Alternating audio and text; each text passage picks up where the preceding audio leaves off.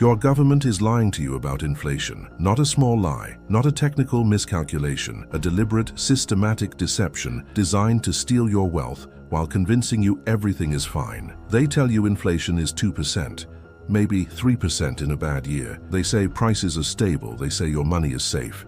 Meanwhile, your rent doubles, your grocery bill triples, your health insurance becomes unaffordable. You work harder, earn more nominally, but somehow you're falling behind. You're not imagining it. You're not bad with money. You're being robbed in broad daylight by a system that has perfected the art of theft through deception. Inflation is not what they tell you it is. The official definition, the one you'll find in economics textbooks, says inflation is a general increase in prices. But that's not quite right. That's the symptom, not the disease. The real definition of inflation, the one that actually matters, is the increase in the money supply. When governments and central banks create new money, they inflate the currency. More money chasing the same amount of goods and services means prices rise. It's simple supply and demand, but they don't want you to think about it that way. They want you to focus on prices, not on the printing press. They want you to blame greedy corporations or foreign countries or supply chain disruptions, anything but the real culprit. Monetary expansion. Here's how the theft works. Imagine you've saved $10,000. You worked hard for it, sacrificed. Put it in a savings account earning maybe 1% interest. The government tells you inflation is 2%, so you're losing 1% per year in purchasing power, but not too bad, right? Wrong. The real inflation rate is much higher. Your $10,000 might lose 5, 7, maybe 10% of its purchasing power every year. In 10 years, your savings might buy half of what they buy today. You didn't spend the money, no one stole it from your account, but the value evaporated. That's inflation. That's the silent tax that no one voted for. The government benefits enormously from this deception. They have massive debts, over $33 trillion in the US alone. Inflation reduces the real value of that debt. If they owe you $1,000 and create enough inflation to cut the dollar's value in half, they effectively only owe you $500 in real terms. They pay back their loans with cheaper money. It's default without officially defaulting. It's theft made legal. And the official inflation statistics help hide this theft by understating how much value is actually being destroyed. The Consumer Price Index, the CPI, is the most commonly cited measure of inflation. The government calculates it, announces it, and everyone treats it as gospel truth. The Federal Reserve targets 2% CPI inflation as if that's some natural, healthy rate. But the CPI is not an honest measure. It's been manipulated, adjusted, and modified over decades to show lower inflation than people actually experience. The methodology has changed repeatedly, always in ways that reduce the reported number. This is not accident. This is not innocent statistical refinement. This is deliberate policy designed to hide the true cost of monetary expansion. Why do they lie? Follow the money. Lower official inflation means lower cost of living adjustments for Social Security. It means lower wage increases for government employees. It means Treasury bonds pay lower interest rates because investors believe inflation is low. It means the Federal Reserve can keep printing money without public outcry. Every percentage point they shave off the official inflation rate saves the government hundreds of billions of dollars in payments and interest costs. The incentive to lie is enormous, and lie they do. But the consequences of this lie extend far beyond government finances. When official inflation is understated, real wages appear to be growing when they're actually stagnant or declining. Workers think they're getting raises when they're actually getting pay cuts in real terms. The middle class thinks they're treading water when they're actually drowning. Retirees think their pensions will last when they're actually being impoverished year by year. The inflation lie creates a false sense of security that prevents people from taking action to protect themselves. Meanwhile, those who understand the game, those who know the official numbers are fiction, they act accordingly. They borrow money at low nominal interest rates that are actually negative in real terms. They buy assets that appreciate with real inflation, not official inflation. They protect their wealth while yours evaporates. This is the great wealth transfer of our time. Not through taxation, not through regulation, but through monetary deception. The sophisticated protect themselves. The unsophisticated get robbed. The Bureau of Labor Statistics, the government agency that calculates CPI, employs hundreds of economists with advanced degrees. They use complex formulas and methodologies. They collect data from thousands of retailers. The whole operation has a veneer of scientific objectivity. But science can be bent to serve political purposes. Statistics can be manipulated while maintaining technical legitimacy.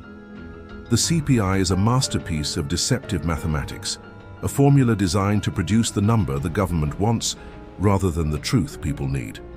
Understanding how they manipulate the numbers requires diving into some technical details. But these details matter.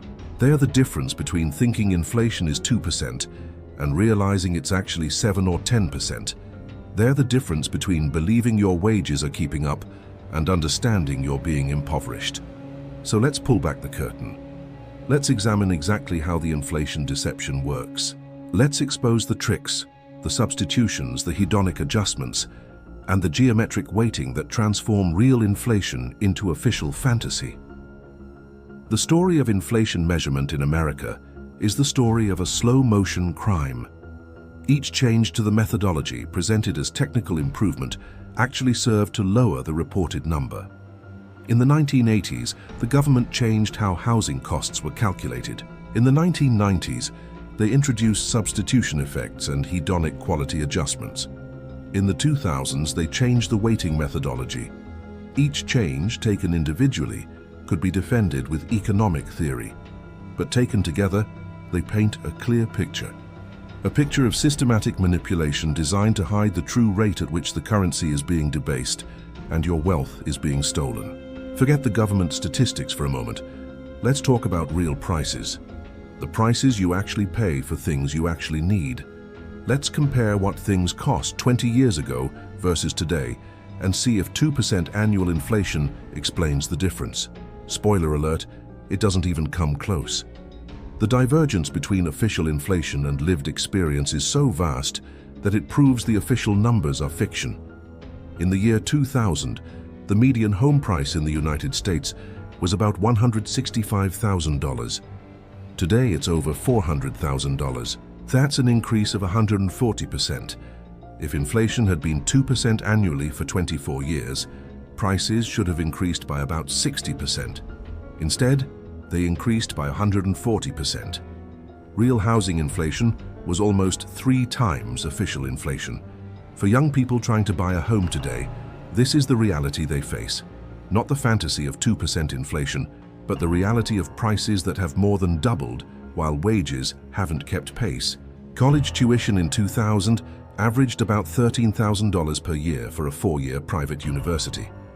Today, it's over $40,000. That's a 200% increase.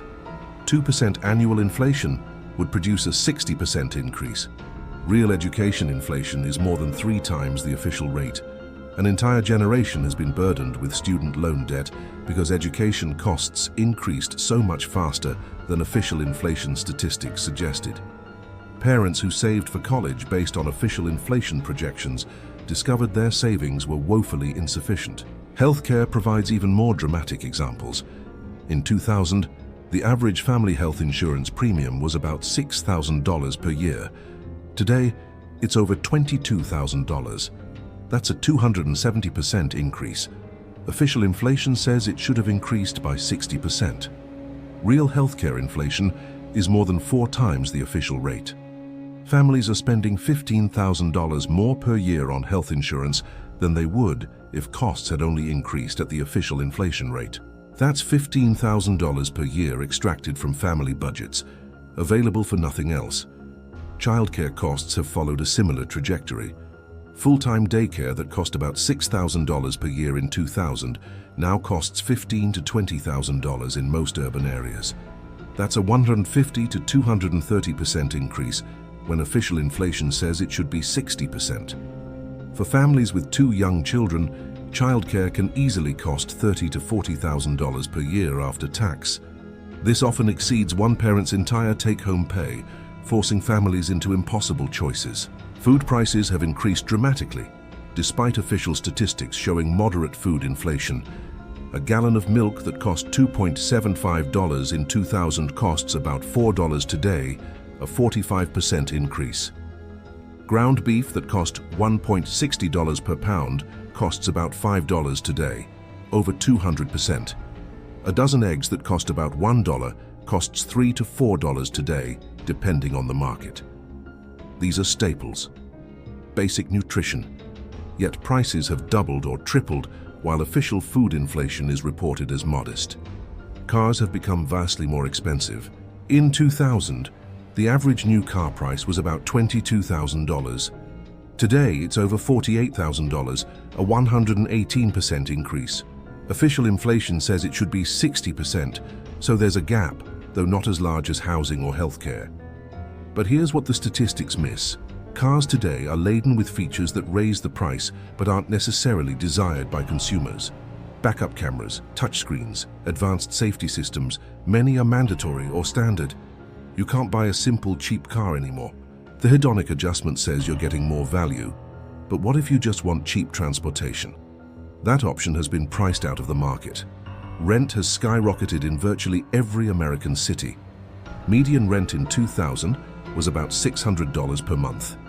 Today it's over $1,200 nationally and much higher in urban areas. That's a 100% increase. Official inflation's 60% increase doesn't come close. In expensive cities like San Francisco, New York, or Seattle, rents have increased by 150 to 200% or more.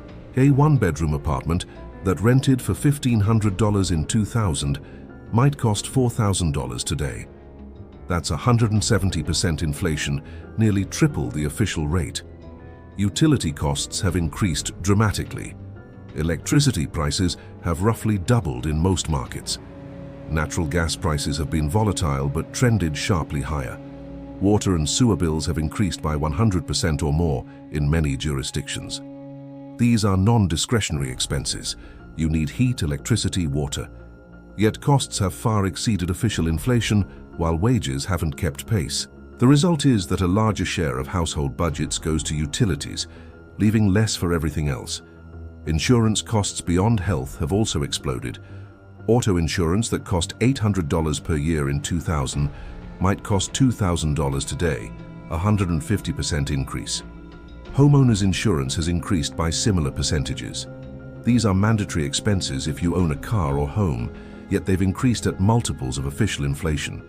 The cumulative effect of all these insurance costs is to drain thousands of dollars annually from household budgets. Now let's look at what hasn't increased much. Technology products have generally decreased in price or increased far less than inflation. A computer that cost $2,000 in 2000 might cost $800 today for equivalent or better performance. Televisions have decreased dramatically in price. A big screen TV that cost $3,000 in 2000 costs $500 today. Cell phones, while expensive at the high end, are available at all price points, many far cheaper than early smartphones. This is where the CPI manipulation becomes obvious. The basket heavily weights items that have decreased in price like electronics, while minimizing the weight of items that have exploded in price like housing, healthcare, and education. The result is an average that doesn't represent anyone's actual experience. If you're trying to house, feed, educate, and provide healthcare for a family, you're experiencing inflation far higher than official statistics. The cheap TV doesn't offset the tripled rent. Let's do a thought experiment. Imagine a typical middle-class family in 2000. They own a modest home with a mortgage payment of $1,000 per month. They pay $300 per month for health insurance. They spend $400 per month on groceries. Their utilities are about $200 per month. Car payment and insurance total $400 per month. That's a total of $2,400 per month in basic expenses, or about $29,000 per year. Now translate that same lifestyle to today. The mortgage on a comparable house purchased today would be about $3,000 per month due to higher home prices. Health insurance is now $1,500 per month. Groceries are $700 per month. Utilities are $400 per month. Car payment and insurance total $800 per month. That's $6,400 per month, or $77,000 per year. The same lifestyle that cost $29,000 in 2000 costs $77,000 today. That's a 165% increase. Official CPI says prices increased by about 60% from 2000 to today. So the same lifestyle should cost about $46,000 per year, but it actually costs $77,000. The gap between official inflation and real inflation is $31,000 per year. This is not a small statistical discrepancy. This is a gulf between government fiction and lived reality. This is why families feel like they're drowning. Even though official statistics say everything is fine, wages haven't kept pace with real inflation. Median household income in 2000 was about $42,000. Today, it's about $75,000, an increase of about 78%. That sounds pretty good until you realize that real costs increased by 165%. Wages went up 78%, while real costs went up 165%. Families are falling behind dramatically. They're earning more nominally but affording less. The middle-class lifestyle that was easily achievable on one income in 2000 now requires two incomes and still feels out of reach. This is why younger generations are so much worse off than their parents. A boomer who bought a house in 1980 for $80,000 on a $40,000 salary was buying a house that cost twice their annual income. A millennial trying to buy a house today for $400,000 on a $70,000 salary faces a house that costs nearly 6 times their annual income. The math doesn't work. The American dream has become unaffordable, not because young people are lazy or bad with money, but because real inflation has far exceeded wage growth while official statistics pretend everything is fine.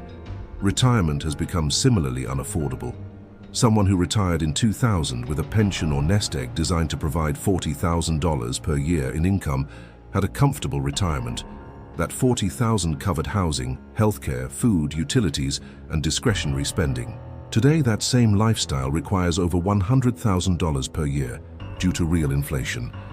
But pensions typically include cost of living adjustments based on official CPI, which says inflation has only been about 60%. So the pension that paid $40,000 in 2000 now pays maybe $65,000, far short of the $100,000 actually needed. Retirees are being impoverished by the gap between real and official inflation. Social Security faces the same problem. Benefits are adjusted annually based on CPI. If real inflation is running at 6 or 7%, but official CPI says 2 or 3%, Social Security recipients fall further behind every year. A recipient getting $1,500 per month might see it adjusted to $1,600 based on official inflation, when it should be adjusted to $1,700 based on real inflation. Over a 20-year retirement, this gap compounds into hundreds of thousands of dollars in lost purchasing power. Seniors who planned carefully for retirement discover their savings and benefits aren't enough, not because they miscalculated, but because the government lied about inflation. Inflation is not just about prices. It's about the fundamental relationship between work and reward, between saving and security, between planning and outcome. When currency is debased through inflation, these relationships break down. The social contract that holds civilization together begins to fray. People lose faith in the future because they can't trust that their efforts today will translate into security tomorrow. This has profound consequences far beyond economics. Start with the destruction of savings. Throughout human history, savings represented deferred consumption and future security. You worked, produced more than you consumed, and saved the surplus. Those savings could be drawn upon in emergencies, in old age, or to invest in productive activities. Savings were the foundation of capital accumulation and economic growth. But inflation destroys this mechanism. When money loses value faster than it earns interest, saving becomes punishing rather than rewarding. The prudent saver is a fool, losing purchasing power while the reckless borrower profits. This inverts natural economic incentives. Traditionally, saving was virtuous and borrowing was risky. Inflation makes borrowing smart and saving stupid. Why save money that will be worth less tomorrow? Why not borrow money that can be repaid with cheaper currency later? This incentive structure encourages debt and discourages savings.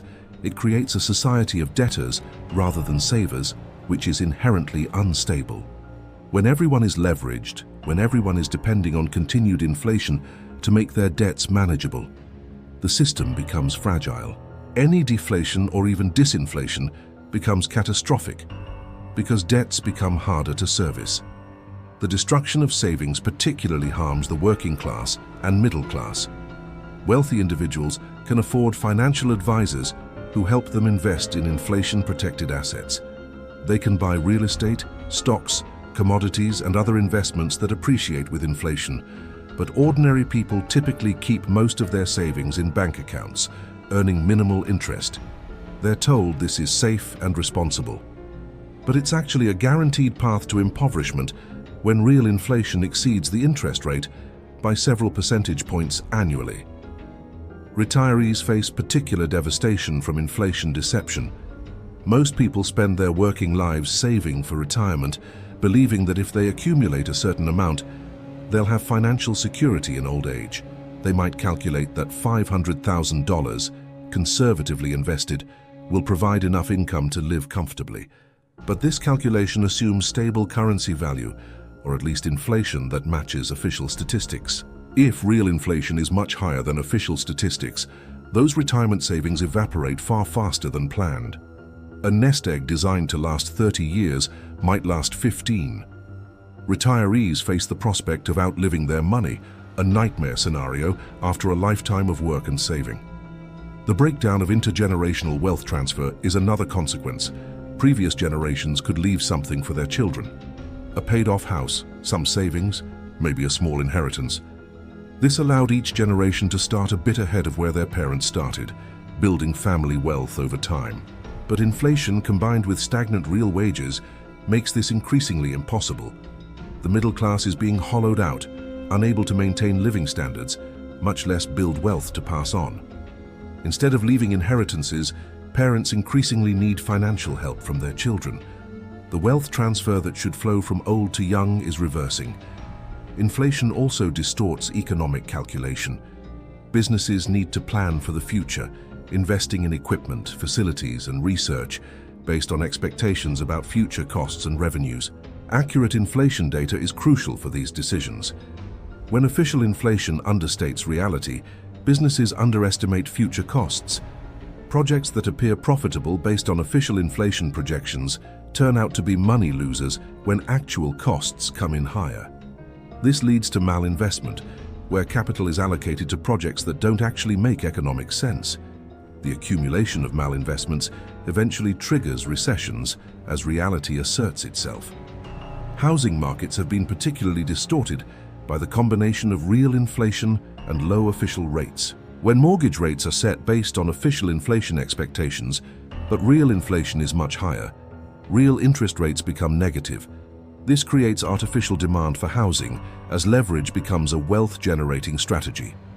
Prices are driven up beyond what fundamentals would support. Young people are priced out of home ownership. The system creates asset bubbles that eventually burst, causing financial crises. The 2008 housing crisis was partly a consequence of this dynamic, though few recognized inflation deception as a contributing factor. The stock market has similarly become detached from economic reality. Price-to-earnings ratios that would have been considered insane in previous eras are now normalized.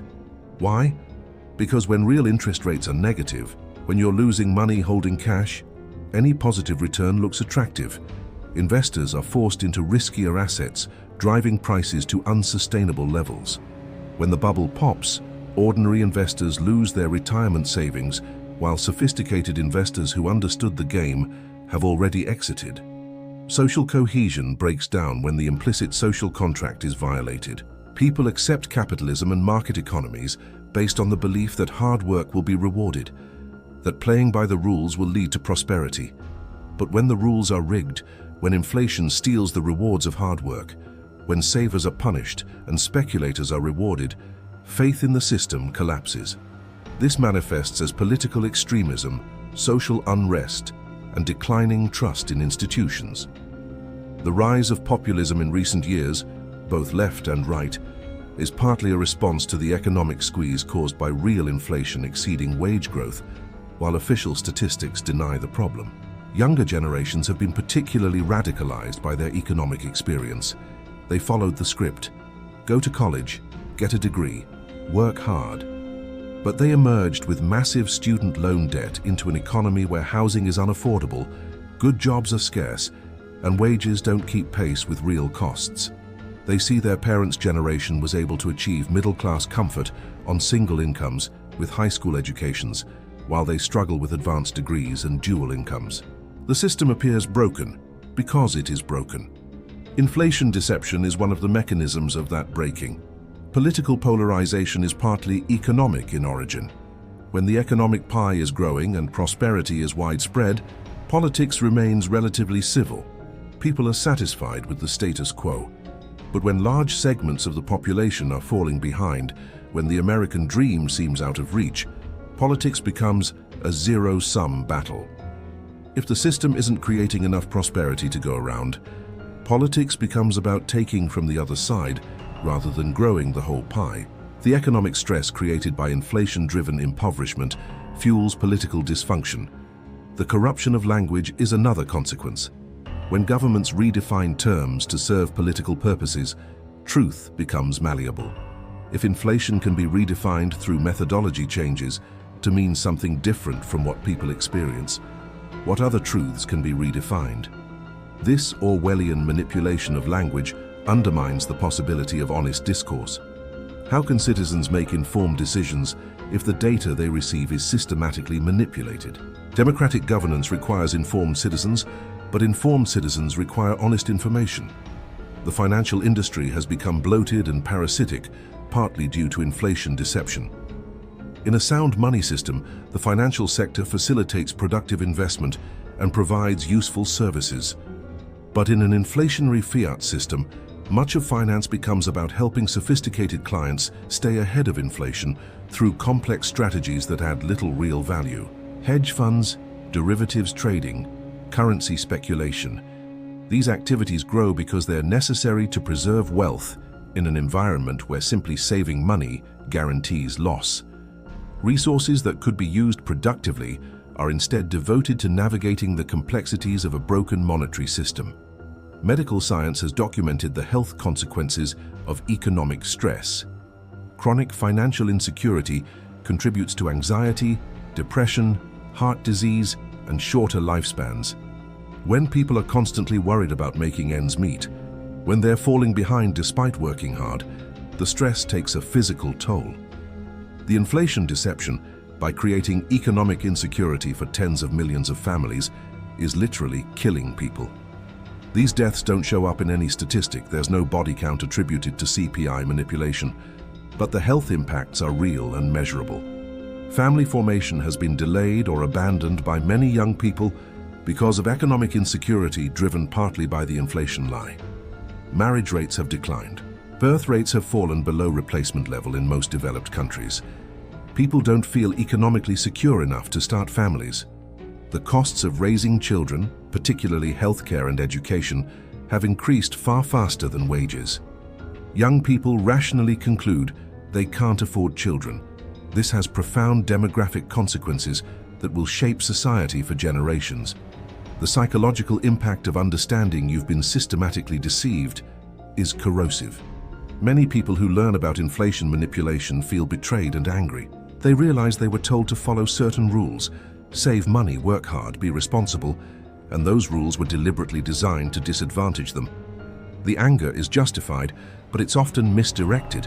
People blame immigrants, or foreigners, or political opponents, rather than understanding the systemic nature of monetary deception. This misdirected anger fuels dangerous political movements and social division. Education has been corrupted by the need to justify the system. Economics courses teach students that moderate inflation is good, that 2% is optimal, that central banks can manage the economy through fine-tuning of money supply. These teachings serve to legitimize the inflation deception. Students graduate believing official inflation numbers are accurate and that the Federal Reserve is competently managing the economy. They're not equipped to question the underlying assumptions or recognize when they're being deceived. This ensures the deception continues across generations. The opportunity cost of inflation is invisible but massive. The resources devoted to dealing with inflation, hedging against it, accounting for it, could be used productively. businesses spending time and money on inflation hedging strategies, individuals spending time trying to understand complex investment strategies to preserve wealth, governments spending billions on inflation-indexed bonds and programs. All of this is waste made necessary by a broken monetary system. In a sound money system, these resources could be devoted to innovation, production, and actual value creation. Let's start with the most egregious manipulation: substitution bias. The theory goes like this: if the price of beef increases, consumers will buy chicken instead. Therefore, the inflation index should reflect this substitution behavior. If people switch to cheaper alternatives, they're not really experiencing as much inflation because they've adjusted their consumption. Sounds reasonable, right? It's completely dishonest. Here's why. Substitution bias assumes that choosing chicken because you can no longer afford beef represents no loss of living standard. You wanted beef. You bought beef before. Now beef is too expensive, so you buy chicken. Your standard of living has declined. You're consuming an inferior good because the preferred good became unaffordable. But the CPI treats this as if nothing has changed. It measures the cost of chicken, not the beef you actually want. This systematically understates inflation by ignoring forced downgrading of consumption. Taken to its logical extreme, substitution bias is absurd. If beef becomes completely unaffordable and people start eating dog food because it's cheap protein, should the CPI track dog food prices and declare that inflation is low? The person who was eating beef and is now eating dog food has experienced massive inflation. Their standard of living has collapsed. But by substitution logic, inflation is minimal because dog food prices are stable. This is the reductio ad absurdum of the methodology. Yet this is actually how the CPI works, just with less extreme examples. Before the 1990s, the CPI measured a fixed basket of goods. If you bought beef, the index tracked beef prices. This made sense. It measured how much it cost to maintain a constant standard of living. But in 1999, the Bureau of Labor Statistics introduced what they call geometric weighting, which automatically incorporates substitution effects. Now, when beef prices rise faster than chicken, the index automatically reduces the weight given to beef and increases the weight given to chicken, as if consumers had already substituted. The result? Lower measured inflation, even though beef, the thing people actually want, got more expensive. Let's use real numbers. Suppose beef costs $10 per pound and chicken costs $5 per pound. You buy 1 pound of beef per week. Next year, beef rises to $15, a 50% increase, while chicken rises to $5.50, a 10% increase.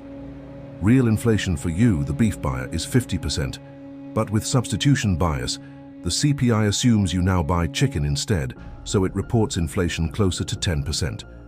Your purchasing power declined by 50%, but official inflation says it only declined by 10%. This is not measurement, this is propaganda. Then there's hedonic quality adjustment. This is where things get truly Orwellian. The theory is that if a product improves in quality, its price increase doesn't fully represent inflation because you're getting more value. For example, if a computer costs $1,000 this year and $1,000 next year, but next year's model is twice as fast, the BLS considers this a 50% price decrease. You paid the same nominal amount, but got a better product, so in real terms, the price went down. For some products, this makes some sense. Technology does improve. Computers do get faster, but the BLS applies hedonic adjustments far beyond technology. They apply it to cars, appliances, even clothing. A car that costs $30,000 today versus $30,000 10 years ago is considered cheaper if it has additional features like backup cameras or Bluetooth connectivity. Never mind that these features are often mandated by regulation, not chosen by consumers. Never mind that you might prefer a simpler, cheaper car without the features. The official statistics say the car is cheaper, so inflation is lower. Here's the problem. Hedonic adjustments are subjective and asymmetric. When products get better, the BLS aggressively adjusts for quality improvements to show lower inflation. But when products get worse, there's no equivalent adjustment. Shrinkflation, where products get smaller while prices stay the same, is barely captured. A bag of chips that used to contain 16 ounces and now contains 12 ounces at the same price, represents a 33% price increase. But the CPI might only capture it as package size change, not pure price inflation. The asymmetry is systematic and always in the direction of understating inflation. Housing costs represent the biggest component of most people's budgets, and this is where the manipulation is most severe. Housing is expensive. Rent and home prices have skyrocketed in most American cities. This should show up dramatically in inflation statistics, but it doesn't, because the BLS doesn't actually measure housing costs the way normal people experience them. Instead of tracking home prices or actual rents, they use something called Owner's Equivalent Rent, or OER. Owner's Equivalent Rent asks homeowners a hypothetical question: how much do you think you could rent your home for? The answer to this hypothetical question, adjusted through complex formulas, becomes the housing cost component of CPI. This is insane for multiple reasons. First, it's hypothetical. It's not actual market rent. It's someone's guess about what rent might be. Second, it completely ignores home prices. A house that cost $200,000 10 years ago and costs $600,000 today represents massive inflation for anyone trying to buy a house. But this doesn't appear in CPI at all, because CPI treats housing as a service, not an asset. The justification is that homeowners aren't buying a house every month, so monthly home price changes don't represent consumption inflation. But this ignores the reality of how people experience housing costs. Young people trying to buy their first home face prices that have tripled or quadrupled. This is real inflation affecting real people, but it's invisible in official statistics. Meanwhile, OER tends to lag actual rent increases and certainly lags home price increases. The result is that housing inflation, the single biggest expense for most families, is dramatically understated in CPI. Let's look at real data. From 2000 to 2020, the Case-Shiller Home Price Index, which tracks actual home prices, increased by about 180%. Home prices nearly tripled, but during the same period, the housing component of CPI increased by only about 60%. Official statistics said housing costs went up 60%, while actual home prices went up 180%. For anyone trying to buy a house, real inflation was 3 times higher than official inflation. But CPI reported the lower number, and that's what everyone quotes. Healthcare is another area where official inflation diverges wildly from reality. Health insurance premiums have increased by 300 to 500% over the past 2 decades in most markets. Out-of-pocket costs have skyrocketed. Deductibles have risen from hundreds to thousands of dollars. Yet official CPI shows healthcare inflation as moderate, often just 3 to 4% annually. How is this possible? The BLS uses something called insurance-based pricing for healthcare. Instead of measuring what consumers actually pay, they try to estimate the cost of medical services net of insurance company administration costs and profits. This methodology is so complex that even economists struggle to explain it. The practical effect is that when insurance premiums double, CPI might show only a modest increase in healthcare costs because the methodology focuses on underlying medical costs, not on what consumers actually pay. If your family's health insurance goes from $500 per month to $1,500 per month, you've experienced 200% inflation in healthcare costs. But official CPI might report healthcare inflation as 20% over the same period. Education costs have similarly exploded, while official inflation statistics remain muted. College tuition has increased by over 1,000% since 1980. Room and board have increased by similar amounts. Student loan debt has become a national crisis. An entire generation is burdened with debt that previous generations never faced. Yet CPI shows education inflation as high but not catastrophic, typically 5 to 6% annually. How can tuition increase 1,000% while annual inflation averages 5%? The math doesn't work unless you're measuring over 2 centuries, which we're not. The CPI basket also excludes or minimizes expenses that have grown fastest. Childcare costs have exploded. Elder care costs have skyrocketed. These are major expenses for working families, but they receive minimal weight in CPI calculations. Meanwhile, the index includes goods that most people rarely buy, or that have decreased in price due to technology. The overall effect is to weight the basket toward items with lower inflation and away from items with higher inflation, producing an artificially low overall number. There's also the issue of quality degradation that's never measured. Products that used to last 10 years now last 3 years. Appliances that used to be repairable are now disposable. Customer service that used to be helpful is now automated phone trees. You're getting less value for your money, but this never shows up as inflation. The CPI only adjusts for quality improvements, never for quality decline. This asymmetry systematically understates true inflation. All of these methodological changes were introduced gradually over decades. Each one was justified with economic theory and academic papers. Each one was presented as making inflation measurement more accurate. But every single change had the effect of lowering reported inflation. Not one change ever increased it.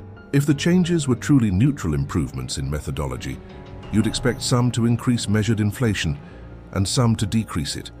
But they all decrease it. This is not coincidence. This is policy. Economists who have reconstructed what CPI would show using pre-1980 methodology consistently find that real inflation is 2 to 3 times higher than official inflation. If official CPI says inflation is 2%, the old methodology would show 4 to 6%. If official CPI says 3%, real inflation is probably 6 to 9%. Your purchasing power at 2% annual inflation declines by 18% over 10 years. Understanding why governments lie about inflation requires understanding the incentives. The answer reveals a systematic transfer of wealth from the politically weak to the politically powerful, from savers to debtors, from workers to asset owners, from the middle class to the elite. The inflation lie isn't a mistake. It's a policy choice that serves specific interests at the expense of the many. Governments are the primary beneficiaries of understated inflation. Every major government runs deficits and carries substantial debt. The United States federal debt exceeds $33 trillion. This debt is nominally fixed. If you hold a $10,000 Treasury bond, the government owes you $10,000 regardless of inflation. But the real value of that debt declines with inflation. If inflation runs at 6% annually, the real value of government debt declines by 6% per year. After 10 years, the real burden of the debt is nearly half what it was originally. The government effectively defaults on half its debt without officially defaulting. This is incredibly valuable for governments. It allows them to borrow money, spend it today, and repay it later with cheaper currency. It's a form of theft, but it's legal and socially acceptable, because most people don't understand how it works. But if official inflation is reported as low, the theft happens quietly. The public doesn't realize they're being robbed, so there's no political backlash. Lower official inflation also reduces government expenses through indexation. Social security benefits are adjusted annually based on CPI. If CPI says inflation is 2%, benefits increase by 2%. But if real inflation is 6%, recipients are losing 4% of their purchasing power annually. With over 70 million Americans receiving Social Security, every percentage point of inflation understatement saves the government tens of billions of dollars per year. It's a massive cost savings achieved by lying about statistics. Federal pensions, military pensions, and various other government payments are similarly indexed to CPI. Lower CPI means lower cost of living adjustments, which means lower payouts. The cumulative savings from understating inflation by just 2 or 3 percentage points runs into hundreds of billions of dollars annually. That's money the government doesn't have to pay out, money they save by manipulating the inflation calculation to show lower numbers than reality. Treasury bonds pay interest rates based partially on expected inflation. If investors believe inflation will be low, they accept lower interest rates. If the official inflation rate is reported as 2%, investors might accept 3% interest on a 10-year Treasury bond, figuring they'll earn 1% real return. But if real inflation is actually 6%, they're losing 3% per year in purchasing power. They're effectively paying the government to hold their money. This benefits the government enormously by keeping borrowing costs low. If inflation were honestly reported as 6%, investors would demand 8 or 9% interest to achieve a positive real return. The government would face much higher interest costs on its massive debt. The Federal Reserve benefits from low official inflation because it justifies continued monetary expansion.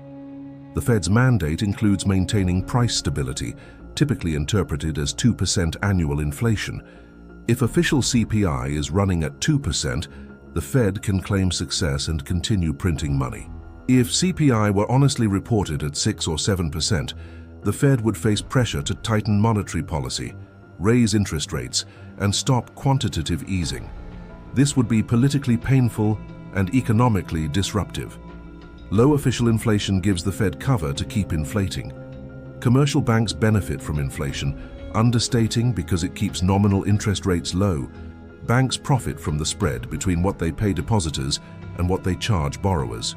In a high inflation environment, with honestly reported numbers, depositors would demand higher interest rates on savings accounts to protect their purchasing power. But if official inflation is reported as 2%, banks can pay essentially 0% interest, while claiming depositors are only losing 2% annually to inflation. This allows banks to capture a larger spread between deposit rates and lending rates, increasing their profits at depositors' expense. Large corporations benefit from understated inflation through wage negotiation. When workers negotiate raises, they typically reference official inflation numbers. If CPI says inflation was 2%, workers might ask for a 3% raise, thinking they're getting ahead. But if real inflation was 6%, that 3% raise is actually a 3% pay cut in purchasing power. This keeps labor costs down and corporate profits up, all enabled by dishonest inflation statistics. Asset owners, particularly the wealthy, benefit dramatically from the combination of real inflation and low official rates. Real inflation drives up asset prices. Stocks, real estate, commodities all appreciate when currency is debased.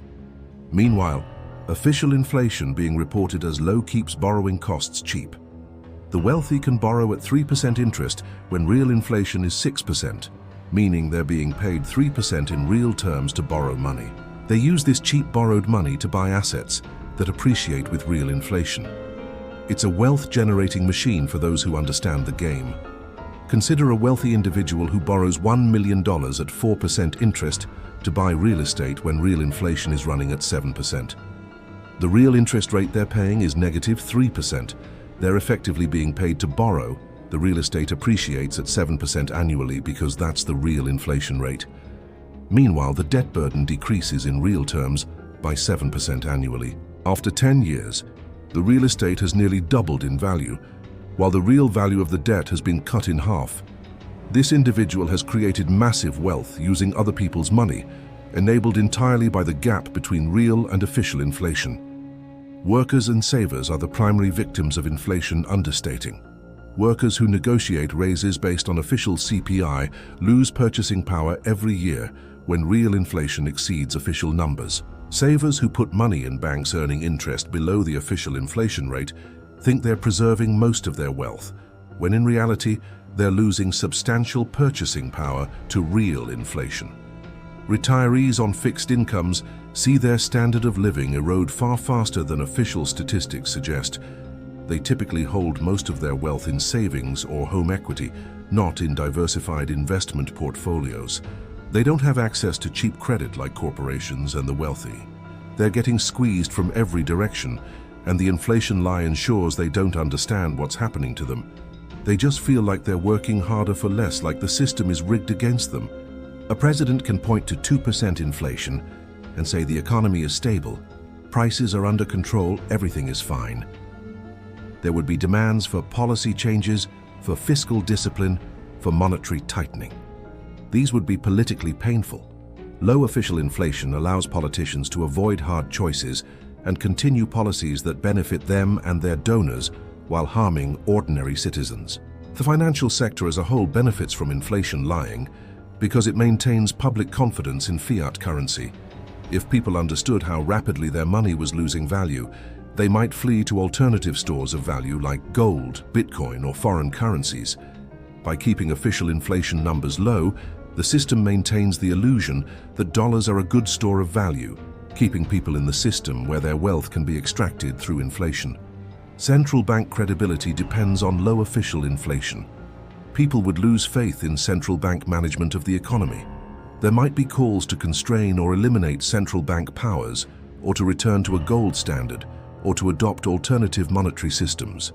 This would threaten the power and prestige of central bankers. Low official inflation, even when false, preserves central bank authority.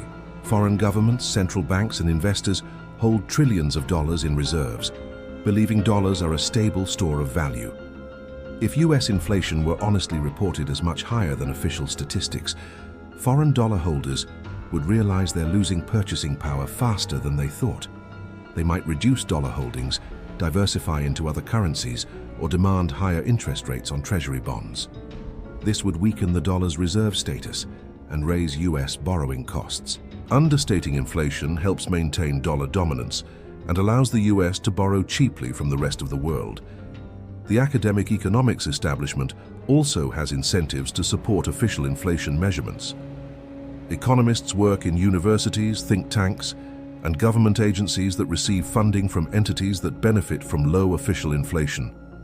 Challenging the CPI methodology could be career-limiting. Meanwhile, defending and refining the existing methodology leads to grants, publications, and professional advancement. The incentive structure pushes economists toward justifying the status quo rather than exposing it as fraudulent. There's no powerful constituency advocating for honest inflation measurement. They don't have lobbyists in Washington fighting for honest statistics. They don't make campaign contributions to politicians. They're diffuse and disorganized. Meanwhile, those who benefit from the lie, governments, central banks, large corporations, and the wealthy, are organized, powerful, and motivated to maintain the deception. This is why the inflation lie persists and even deepens over time. The system is structured to produce dishonest statistics, and those statistics serve the interests of the powerful at the expense of everyone else. It's not a conspiracy in the sense of people meeting in dark rooms plotting deception. And understating inflation benefits those in power while harming those without power. If real inflation averages 4 percentage points higher than official inflation over a decade, this is not a small accounting error. Consider the cumulative effect on a middle-class family over a working lifetime. Compound that over 4 decades, and their lifetime earnings are reduced by over 70% in real terms compared to what they should be. That's not a small loss. That's the difference between leaving an inheritance for your children and leaving them with nothing, or worse, burdening them with your care. Hundreds of millions of people in the United States alone, losing 3% of their purchasing power annually due to the gap between real and official inflation. It's the greatest theft in history, and it's perfectly legal because the thieves control the definition of the crime. People work hard, save diligently, follow all the rules they were taught, and still fall behind. But the problem isn't them. The problem is a system designed to extract their wealth while convincing them the fault is theirs. Understanding the inflation deception is painful but necessary. Once you see the mechanism of theft, you can't unsee it. The question becomes, what do you do with this knowledge? How do you protect yourself and your family from a system designed to extract your wealth? And more broadly, is there a path toward honest money and honest measurement? The answers are neither simple nor entirely satisfying, but they're essential. First, accept that you cannot trust official inflation statistics. The CPI is fiction designed to serve government interests. Any financial planning based on official inflation numbers will leave you unprepared for reality. You need to calculate your personal inflation rate based on your actual expenses. Track what you're spending on housing, food, healthcare, insurance, education, all the major categories. Calculate year-over-year increases. That's your real inflation rate, and it's almost certainly much higher than official numbers. Once you know your real inflation rate, you can make informed decisions. If your personal inflation is running at 7% annually, you know that any investment returning less than 7% is losing purchasing power. A savings account earning 1% interest is losing 6% per year in real terms. That's not safety. That's guaranteed impoverishment. This doesn't mean you should have zero cash savings. you need emergency funds, but it does mean that keeping significant wealth in cash or low-interest accounts is financial suicide over time. Real assets become essential for wealth preservation. Real estate, properly selected, tends to appreciate roughly with real inflation. A house is a real asset. It provides shelter value regardless of currency fluctuations. In an inflationary environment, real estate often performs well because it appreciates with inflation, while mortgages are fixed, nominal obligations that become easier to service as inflation erodes the real value of the debt. However, timing matters. Buying at the peak of a bubble is dangerous, but owning real estate as part of a diversified strategy makes sense in an inflationary environment. Stocks represent ownership of productive businesses. While stock prices fluctuate, over long periods they tend to grow with the real economy. Companies can raise prices with inflation, maintaining revenue in real terms. Profits can grow nominally, even if flat in real terms. Dividends provide income that can increase over time. Stock ownership is not without risk. Markets crash, businesses fail, but it's generally preferable to holding cash in an inflationary environment. The key is diversification and long-time horizons. Market timing is nearly impossible, but long-term ownership of productive assets tends to preserve wealth. Commodities, particularly precious metals, have served as inflation hedges throughout history. Gold cannot be printed by central banks. Its supply increases slowly through mining. When faith in fiat currencies declines, gold tends to appreciate. It's not a productive asset, it doesn't generate income, but it serves as a store of value when currency is being debased. Silver has similar properties. Other commodities like oil, copper, and agricultural products also tend to hold value in inflationary environments, though they're more volatile and harder for individuals to invest in directly. Bitcoin and cryptocurrencies represent a newer alternative. Bitcoin has a fixed supply cap of 21 million coins. No government or central bank can inflate it. It's decentralized and resistant to censorship. Whether it succeeds as money remains uncertain. It's extremely volatile. Regulatory risks exist, but philosophically, it represents an attempt to create sound money in the digital age. Many people who understand inflation are allocating some wealth to Bitcoin as a hedge against fiat currency debasement. It's not suitable for everyone, and it's risky, but it's worth understanding as an option. Minimizing debt in depreciating assets while maximizing debt in appreciating assets is another strategy. If you can borrow at 5% interest while real inflation is 7%, you're being paid 2% in real terms to borrow. This makes sense if you use borrowed money to buy appreciating assets. A mortgage on real estate might be good debt. Credit card debt to finance consumption is bad debt. Understanding this distinction is crucial. The wealthy have always used leverage intelligently. Now, understanding real inflation allows middle-class individuals to use similar strategies, investing in skills and education that maintain value in inflationary environments is also protective. If you have marketable skills, you can negotiate wage increases that better track real inflation. Highly skilled workers have more bargaining power than unskilled workers. This doesn't solve the systemic problem, but it provides individual protection. Learning about finance, investing, economics, and monetary policy empowers you to make better decisions and avoid being victimized by deception. Geographic arbitrage is another strategy. If costs in expensive cities are inflating faster than elsewhere, moving to lower-cost areas can dramatically improve financial security. Remote work has made this more feasible. A tech worker earning San Francisco wages but living in a low-cost state can save vastly more than the same worker living in San Francisco. This isn't possible for everyone, but for those with flexibility, it's worth considering.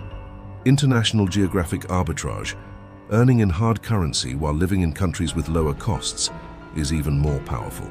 Tax-advantaged retirement accounts should be used to the maximum extent, but with proper asset allocation. Traditional financial advice says to become more conservative as you age, moving into bonds and cash. But in an environment of real inflation far exceeding official inflation, this advice is dangerous. Bonds and cash are guaranteed to lose purchasing power. Even in retirement, maintaining significant allocation to stocks and real assets is necessary to preserve wealth. This requires higher risk tolerance, but the alternative is certain erosion of purchasing power. Building community and mutual support networks provides security that transcends financial assets. In times of economic stress, having family, friends, and community you can rely on is invaluable. This isn't directly about inflation, but it's about resilience in the face of systemic breakdown. As the gap between official narratives and lived reality widens, as trust in institutions declines, local connections become more important. Political action, while often frustrating, is necessary for systemic change. The inflation deception will continue as long as those in power benefit from it. Creating political pressure for honest inflation measurement, for monetary reform, for return to sound money principles. These are long-term projects. They won't produce immediate results, but they're important. Supporting politicians who understand monetary issues, educating others about inflation deception, these actions matter even if progress is slow. Ultimately, the inflation deception cannot continue forever. Systems built on lies eventually collapse under the weight of their own contradictions. The gap between official inflation and real inflation keeps growing. At some point, the divergence becomes too obvious to ignore. People lose faith. The system breaks. This could happen through hyperinflation, through currency collapse, through political upheaval, or through some combination. The timing is uncertain, but the trajectory is clear. What comes after the current system fails is uncertain. It could be a return to sound money principles, perhaps a new gold standard or sound cryptocurrency. It could be even worse forms of monetary manipulation, central bank digital currencies that provide total surveillance and control. It could be fragmentation, with different regions adopting different monetary systems. The future is unwritten. But understanding the present deception is the first step toward building something better. The inflation lie is one of the greatest crimes of our time. It's theft on an unimaginable scale, stealing from billions of people, impoverishing the many to enrich the few. It's maintained through sophisticated propaganda, through manipulation of statistics, through corruption of academic economics, through media that uncritically reports government numbers. It depends on most people not understanding how money works, not questioning official statistics, not recognizing they're being robbed. But you know now. You understand the mechanism. You see how official CPI understates real inflation through substitution bias, hedonic adjustments, owner's equivalent rent, and numerous other manipulations. You understand why governments lie, who benefits and who suffers. You recognize that the middle class is being systematically impoverished while being told that inflation is under control. You see the theft happening in real time. This knowledge is both burden and opportunity. It's painful to understand how thoroughly the system is rigged against ordinary people.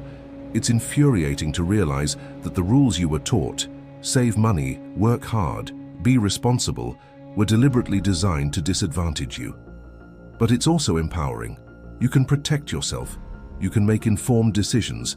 You can avoid being the victim of a deception that will impoverish those who trust official narratives.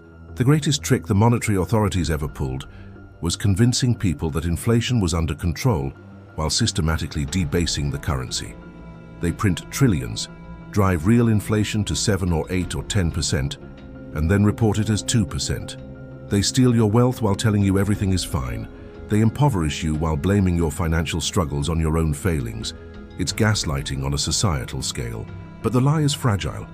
It depends on people not paying attention, not calculating their actual expenses, not questioning official numbers. Every person who understands the deception, who recognizes real inflation in their own budget, who starts taking protective action, weakens the system. Every conversation about real inflation versus official inflation plants seeds of doubt.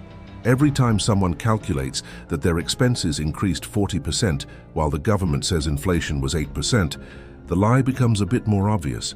This is The Money Upside Down, Episode 2. The Inflation Deception. The systematic lie that steals your wealth while you sleep. The manipulation of statistics that serves the powerful at the expense of everyone else. The greatest theft in history, hidden in plain sight behind complex methodology and government credibility. Now you know. Now you can see. The question is, what will you do with this knowledge? Will you protect yourself? Will you help others understand? Will you demand change? The money in your pocket is losing value faster than they admit. Your wages are declining in purchasing power, while official statistics say you're getting ahead. Your savings are evaporating while banks and governments tell you they're safe. Everything you were taught about money, about saving, about financial security was designed to keep you compliant while your wealth is extracted. Welcome to the upside-down world of modern inflation measurement. Nothing is as it seems, and the truth is far worse than most people imagine. Next time on The Money Upside Down, the debt trap, how the financial system is designed to keep you borrowing forever, and why debt is the modern form of slavery. Until then, calculate your real inflation rate, protect your wealth, and question everything they tell you about money.